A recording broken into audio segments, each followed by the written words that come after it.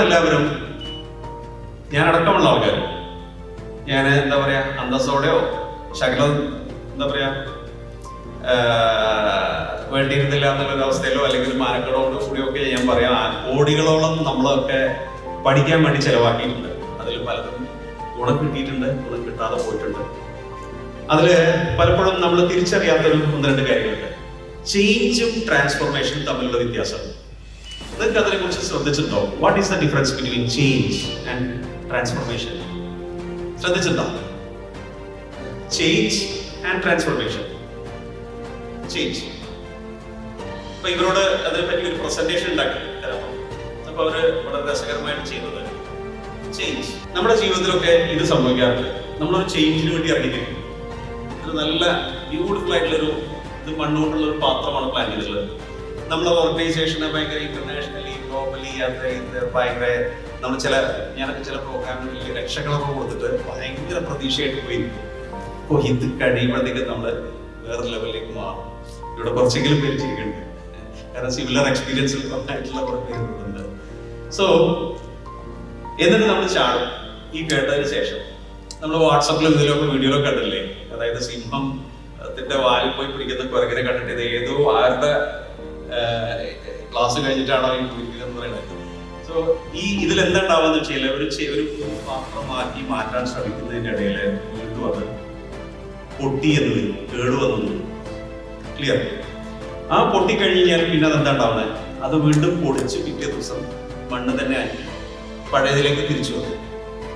അപ്പൊ ഇവിടെ എന്താ സംഭവിച്ചത്? ഒരു ചേഞ്ച് വരുത്തിയപ്പോ അതില് ശരിയാവുള്ള തിരിച്ച് ഇങ്ങോട്ട് തന്നെ പോകും. ഓക്കെ, ഇനി എനിക്ക് അടുത്ത സാധനമാണ് പറയാനുള്ളത്. What is A transformation?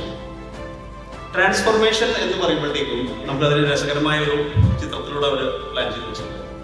This is transformation. ഈ കുക്കൺ സ്റ്റേജിൽ നിന്ന് ഒരുപാട് പാടുപെട്ടിട്ട് ഇപ്പോ ഇന്ന് ഇവിടെ വന്ന് ഒരുപാട് ആൾക്കാർ വന്നിട്ടുണ്ട്. അപ്പോൾ ഇതിൽ പാടുപെടാൻ ഒരു പരിധി വരെ റെഡി ആയിട്ട് തന്നെയാണ് വന്നിരിക്കുന്നത്. കാരണം ഈ ഇത്രയും മഴയുള്ള സമയത്ത് ഇത്രയും പാടുപെട്ട് ഇത്രയും ദൂരമൊക്കെ ഡ്രൈവ് ചെയ്ത് എത്തി ഒരു ദിവസം അതിന് വേണ്ടിയിട്ട് ഇൻവെസ്റ്റ് ചെയ്യുമ്പോൾ ഇതിൽ നിന്ന് ആ ബ്യൂട്ടിഫുൾ ബട്ടർഫ്ലൈയിലേക്ക് നമ്മൾ മാറാൻ പോവാണ്. Clear? So this is the transformation. Transformation എന്ന് പറയുമ്പോഴത്തേക്ക് പിന്നെ നമുക്ക് തിരിച്ച് കൂടെ ആവാൻ പറ്റുമോ? ഇല്ല. ആവേണ്ടതുണ്ടോ? ഇല്ല. സോ നമുക്ക് എല്ലാവർക്കും വേണ്ടത് ചേഞ്ച് ആണോ ട്രാൻസ്ഫോർമേഷൻ ആണോ? ട്രാൻസ്ഫോർമേഷൻ.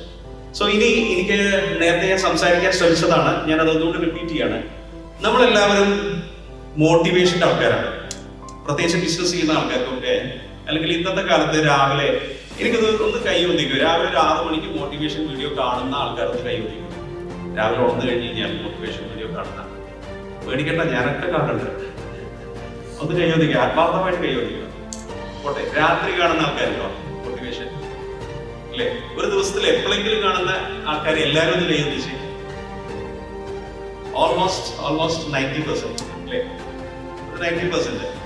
അപ്പൊ നമുക്ക് ഈ മോട്ടിവേഷൻ എന്ന് പറയുന്നത് നമുക്ക് ആവശ്യമുള്ള കാര്യമാണ്. അത് യങ്സ്റ്റേഴ്സിന് പണ്ട് നമ്മള് ഡ്രഗ്സ് അഡിക്ഷൻ എന്നൊക്കെ പറയുന്ന കാര്യം യങ്സ്റ്റേഴ്സിന് ഉള്ള അതുപോലെ തന്നെ മോട്ടിവേഷൻ ഒരു അഡിക്ഷൻ അല്ലേ? ഇപ്പോൾ ഒരു ദിവസം മോട്ടിവേഷൻ കണ്ടില്ലെങ്കിൽ നിങ്ങൾ പലപ്പോഴും ശ്രദ്ധിക്കാറില്ലേ, ഓഫീസിൽ പോണ ചില ദിവസങ്ങളിൽ നല്ലൊരു വീഡിയോ നമുക്ക് ഭയങ്കരമായിട്ട് മോട്ടിവേറ്റ് ചെയ്തിട്ടുണ്ടാവും. ശരിയാണോ? അപ്പൊ നമുക്ക് പഴയ കാലത്ത് എന്ന് പറയുമ്പോൾ 2005 യൂട്യൂബ് ഒന്നും ഇത്ര പബ്ലിഷ്ഡ് ആയിട്ടില്ലല്ലോ. 2005, 2010 കാലഘട്ടങ്ങളിലൊക്കെ ഞങ്ങൾ ഈ മോട്ടിവേഷൻ പ്രോഗ്രാമിൽ പോകുമ്പോൾ ഒരാഴ്ച 10 ദിവസമൊക്കെ, അന്ന് നമ്മുടെ ഫ്രണ്ട് സർക്കിളിലും എല്ലാവരും പറയാം വിസ്കി കഴിച്ച പോലെ എന്താ പറയാം, വിസ്കി കഴിച്ച് കഴിഞ്ഞാൽ ഒരാഴ്ചയൊക്കെ അല്ലെങ്കിൽ കുറച്ച് കഴിഞ്ഞ് നേരം അത് കഴിഞ്ഞ് ഞാൻ കെട്ടും പോകുന്നു പറയും. ഈ പറഞ്ഞ പോലെ നമുക്ക് മോട്ടിവേഷൻ പ്രോഗ്രാം കഴിഞ്ഞ് കഴിഞ്ഞാൽ ഒരാഴ്ചയൊക്കെ ആക്ടിവിറ്റി കഴിഞ്ഞു. സോ മോട്ടിവേഷൻ ആവശ്യമില്ല എന്നല്ല അതിനർത്ഥം. നമുക്കൊരു വളരെ ആക്റ്റീവായിട്ട് ചെയ്യേണ്ട ഒരു പ്രവൃത്തിക്ക് നമ്മുടെ സറൗണ്ടിങ്സിൽ നിന്ന ആൾക്കാർക്ക് അവരൊരു മോട്ടിവേഷൻ തന്നു കഴിഞ്ഞാൽ നമുക്കത് ചെയ്യാൻ പറ്റണം. അത് പറ്റുന്നുണ്ട്, ശരിയാണ്. പക്ഷെ യഥാർത്ഥത്തിൽ നമുക്ക് മോട്ടിവേഷൻ ആണോ വേണ്ടത്? ഇൻസ്പിറേഷൻ അല്ലേ? So inspiration, again what is inspiration? ഇൻസ്പിറേഷനെ പറ്റി സംസാരിക്കുമ്പോൾ നമുക്ക് പറയാനുള്ളത്, അതായത് ഒരു വ്യക്തി ബിസിനസ് ചെയ്യുന്നത്. ഇപ്പൊ ഇവിടെ വന്നിരിക്കുന്ന മിക്കവാറും ആൾക്കാരെല്ലാവരും ബിസിനസ്സുകാരാണ്. ആ ബിസിനസ്സിൽ നമ്മൾ ഒരാളോട് സംസാരിക്കുമ്പോൾ ആ ആൾക്ക് പറയാനുള്ളത്, ഞാൻ പറയുന്ന ഒരു കാര്യത്തിന് ആ ആളുടെ വേർഷൻ വേറൊന്നുണ്ടാവും. ഇങ്ങനെയാണ്, അത് അങ്ങനെയല്ല കേട്ടോ, ഇത് ഇങ്ങനെയാണ്. ഇപ്പോൾ കഴിഞ്ഞ ദിവസങ്ങളിലടക്കം ഇവിടെ ഇരിക്കുന്ന ആൾക്കാരോടുമായിട്ട് തന്നെ ഞാൻ ചിലപ്പോൾ അരമണിക്കൂർ 1 മണിക്കൂറൊക്കെ ഞങ്ങൾ സംസാരിക്കുമ്പോൾ കിട്ടുന്ന ഇൻഫർമേഷൻ ഉണ്ടല്ലോ, അതൊരിക്കലും മോട്ടിവേഷൻ അല്ല. എന്താ ഉണ്ടായത്? ഒരു സ്റ്റാഫ് നമുക്ക് ഇട്ടിട്ട് എന്താ പറയുക, നമ്മൾ എക്സ്പെക്ട് ചെയ്ത റേഞ്ചിലേക്ക് അവർ എത്തിയില്ല. ആ എത്താത്ത കാരണം കൊണ്ട് അവരുടെ സാലറി അല്ല, അല്ലെങ്കിൽ അവരിൽ കണ്ട കാര്യങ്ങളല്ല, നമ്മുടെ പ്രതീക്ഷകൾ, ഓർഗനൈസേഷന്റെ ഫ്യൂച്ചറിനെയാണ് അയാൾ പണി തന്നത്. ഒരു സുപ്രഭാതത്തിൽ നാളെ ഞാൻ വരുന്നില്ല എന്ന് പറഞ്ഞ് പോകുമ്പോഴത്തേക്കും വരുന്ന സംഭവം അതാണ്. കാരണം അവരിൽ നമ്മൾ കണ്ടിട്ടുള്ള പ്രതീക്ഷകളുണ്ട്. അയാൾ കൂടുതൽ പേയ്മെന്റ് അല്ല പ്രശ്നം. ഇങ്ങനെയുള്ള കുഞ്ഞു കുഞ്ഞു കുഞ്ഞു വലിയ വലിയ ടോപ്പിക്കുകൾ ഇതിലൊക്കെ നമുക്ക് തമ്മിൽ സംസാരിക്കുമ്പോൾ കിട്ടുന്നത് ഇൻസ്പിറേഷനാണ്. ഇല്ലേ? ശരിയല്ലേ? ഒരു ഒരു ഒരു ഒരു എന്താ പറയാ, ഒരു ട്രെയിനർ, ജിമ്മിലുള്ള ഒരു ട്രെയിനർ, ഒരു മസിൽമാൻ വന്നിട്ട് നമ്മളെ പഠിപ്പിക്കുമ്പോൾ നമുക്ക് കൂടുതൽ കോൺഫിഡൻസ്. കാരണം അയാൾ മസിൽ ഉണ്ടാക്കിയിട്ടായി പറയുന്നത്. സോ സക്സസ്ഫുൾ ആയിട്ടുള്ളവരോ അല്ലെങ്കിൽ ഫെയിലർ ആയിട്ടുള്ളവരോ ചെയ്ത് കഴിഞ്ഞ ആൾക്കാർ സംസാരിക്കുമ്പോൾ, ഞാനിവിടെ പേരെടുത്ത് പറയാൻ വിഷമല്ലല്ലോ ജെയിംസ് ചേട്ടാ, പറയട്ടെ. ഞാൻ നമ്മുടെ കൂട്ടത്തിലുള്ള ചില ആൾക്കാർക്ക് ഞാൻ പറയണ, നമ്മുടെ ജെയിംസ് ചേട്ടന് നിങ്ങൾ എപ്പോഴെങ്കിലും ഒന്ന് ഗൂഗിൾ ചെയ്ത് നോക്കുക. നമ്മൾ പഠിക്കേണ്ട ചില കാര്യങ്ങളുണ്ട്. ജെയിംസ് ചേട്ടൻ മാളിയേക്കൽ എന്ന ഓർഗനൈസേഷൻ ഉണ്ട് കൊല്ലത്ത്, ഹോം അപ്ലയൻസസ് ആണ്. 1,00,000 സംതിങ് എത്ര ലൈക്സ് ആണ്, മറ്റേ കമന്റ്സ് ആണ്, 12,500 കമന്റ്സ് ഇട്ട് 5 സ്റ്റാർ വാങ്ങിച്ചിട്ട് ഉള്ള, ഒരു പക്ഷേ ഇന്ത്യയിലൊട്ടാകെ നോക്കിക്കഴിഞ്ഞാൽ ഇത്ര 5 സ്റ്റാർ റേറ്റിംഗിൽ നിൽക്കുന്ന ഇത്ര നല്ലൊരു ഓർഗനൈസേഷൻ വേറെ കാണാൻ പാടാണ്. അത് ഇത് കേരളത്തില് ഇത് സക്സസ്ഫുൾ ആക്കി നമ്മുടെയൊക്കെ ഓർഗനൈസേഷനിൽ ഗൂഗിളിൽ റിവ്യൂ ഉണ്ട്. നമ്മൾ ശ്രദ്ധിക്കാറുണ്ടോ? ശ്രദ്ധിച്ചാൽ തന്നെ അത് ഏത് സ്റ്റേജിലാണ് നിൽക്കുന്നത്, ഏത് റേറ്റിംഗിലാണ് കിടക്കുന്നത്, ഇതെങ്ങനെ ചെയ്തത് എന്ന് നമുക്ക് ചോദിച്ചറിയാൻ ഒരു ട്രെയിനർ അല്ല ഇവിടെ ഉള്ളത്. ഇതാ എക്സ്പീരിയൻസ് ഉള്ള ഒരാൾ. ഒന്ന് കാണാം, സംസാരിക്കും, ചോദിക്കും, മനസ്സിലാക്കുക. എന്നോട് പറഞ്ഞു ആവശ്യമാണെങ്കിൽ ഗൂഗിൾ മീറ്റിൽ വന്നോ, നിങ്ങളുടെ എല്ലാവരുടെയും ആൾക്കാരോട് ഞാൻ സംസാരിക്കാം. ഞാൻ പറഞ്ഞ ഇതൊന്നും പൈസ കൊടുത്തിട്ടല്ല. ജീവിതത്തിൽ പലപ്പോഴും സുഹൃത്ത് ബന്ധങ്ങളിലൂടെ കിട്ടുന്നത് പൈസ കൊടുത്താൽ കിട്ടാത്ത കുറേ സാധനങ്ങൾ.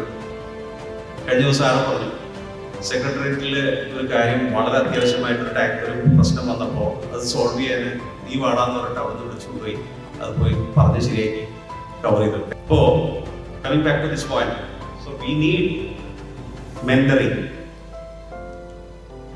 എങ്ങനെയാണ് ചെയ്യേണ്ടത് പരസ്പരം തമ്മിൽ കാണിച്ചു തരുന്ന ആൾക്കാരാണ്.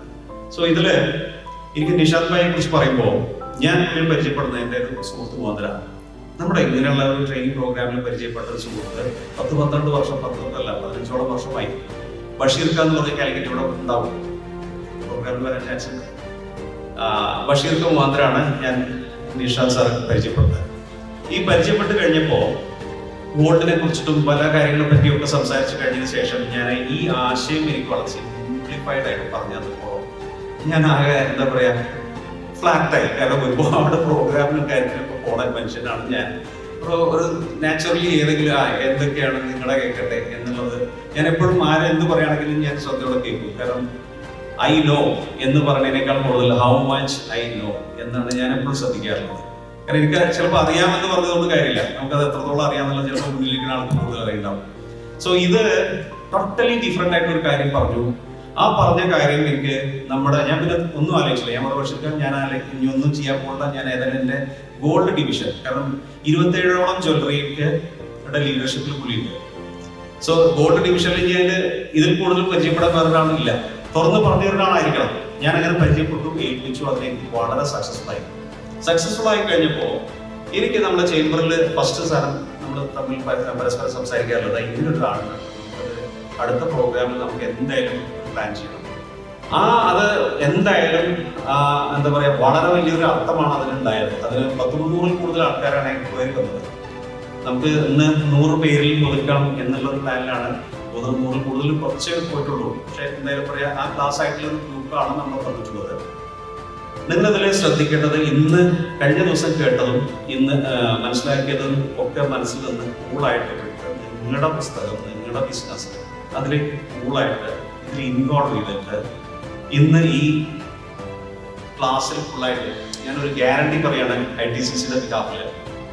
ഇത് നിങ്ങൾ ഫോളോ ചെയ്താൽ 2024 ആകുമ്പോഴത്തേക്കും, ഇന്നലെ ഞാനൊരു വീഡിയോ ആരോ പറഞ്ഞപ്പോൾ ഞാനൊരു വീഡിയോ ട്രാവൽ ചെയ്യാൻ കാർത്തുണ്ടാക്കിയ ഒരു വീഡിയോ കണ്ടിട്ടാവാൻ ചിലപ്പോൾ ITCCയുടെ ഒരു ഗ്യാരണ്ടിയാണ്. നിങ്ങൾ ഇതിൽ കറക്റ്റ് ആത്മാർത്ഥമായിട്ട് ഇത് ചെയ്ത് കഴിഞ്ഞാൽ, ആത്മാർത്ഥം വളരെ വലിയ കോംപ്ലിക്കേറ്റഡ് പരിപാടിയൊന്നുമല്ല, ജസ്റ്റ് അവെയർ ആവുക എന്നുള്ളത് മാത്രമേ ഉള്ളൂ.